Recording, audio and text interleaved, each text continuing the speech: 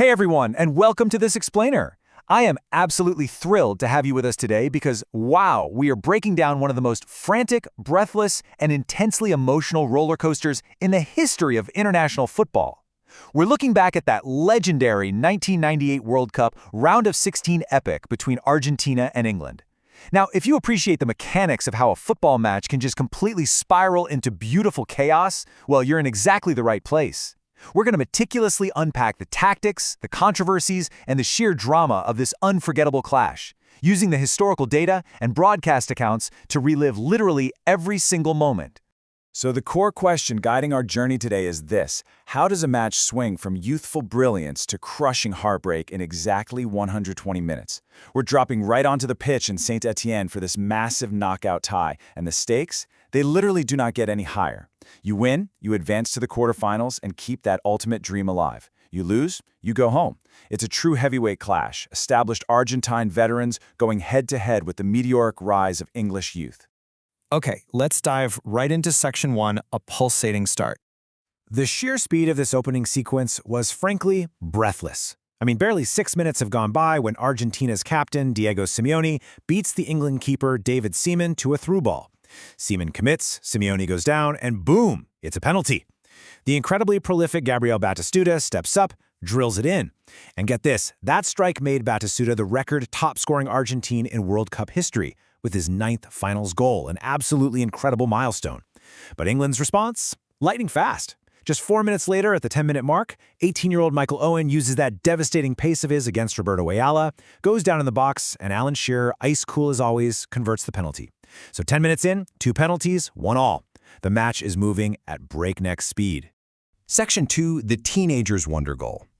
The broadcast commentary really captured what happened next perfectly. They said, pace, power, and for a teenager, the poise and the finish, perfection. That was the call as an 18-year-old Michael Owen collected a pass from David Beckham and just took off. He showcased a phenomenal run, tearing right through the Argentine midfield, completely bypassing a world-class defender in Ayala and finishing beautifully. You'd think it was Maradona out there, but no, it was an 18-year-old kid in an England shirt.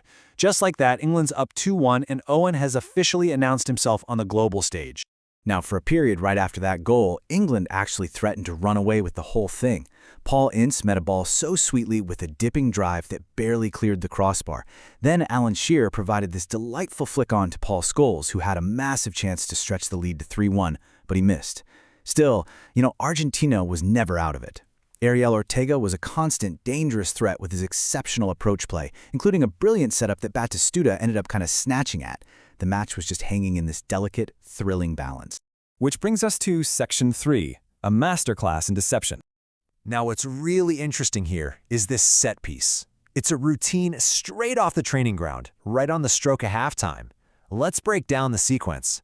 Step 1, Claudio Lopez earns a free kick in a super dangerous position. Step 2, with absolutely everyone in the stadium expecting the powerful Batistuta to shoot, he runs right over the ball, a brilliant dummy. Step 3, Juan Sebastian Veron, rather than shooting, plays this incredibly clever, disguised pass into the penalty area.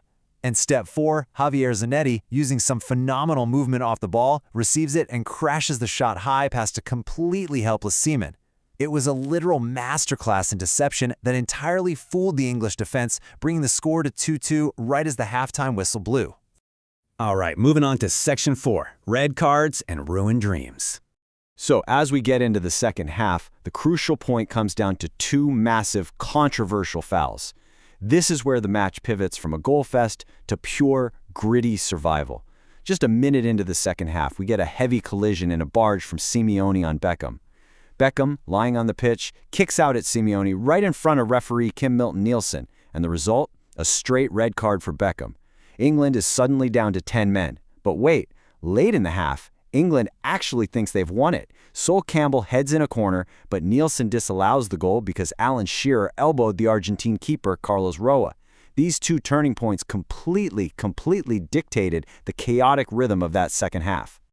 And speaking of that disallowed goal, the 81st minute gave us pure emotional whiplash. Imagine this, right? Sol Campbell heads the ball into the net. The English players, the fans, they erupt into these wild celebrations, thinking they're booking their ticket to the quarterfinals. but the referee's whistle has already gone for the foul.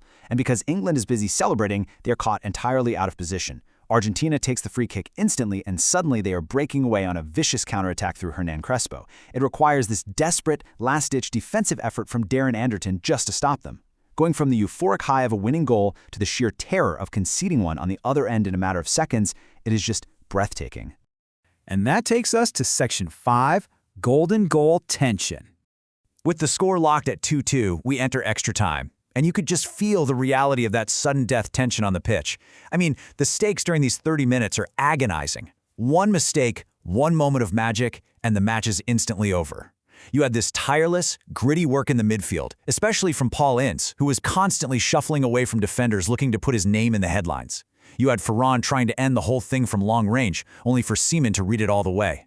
But despite all that immense pressure, the golden goal never arrived. After 120 minutes, they're still deadlocked. Which leads us to Section 6, the penalty shootout. We all know what happens next. The pace slows down, the stadium holds its collective breath, and it becomes a pure test of nerves.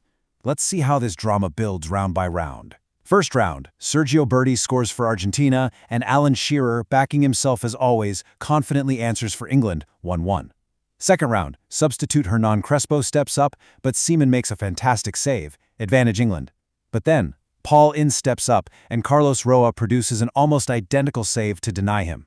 We stay deadlocked. Third round, Barone scores high into the net, and Paul Merson squeaks his past a diving Roa. Fourth round, Marcelo Gallardo scores for Argentina, and young Michael Owen steps up and coolly goes in off the post. 3-3. The tension is just unbelievable.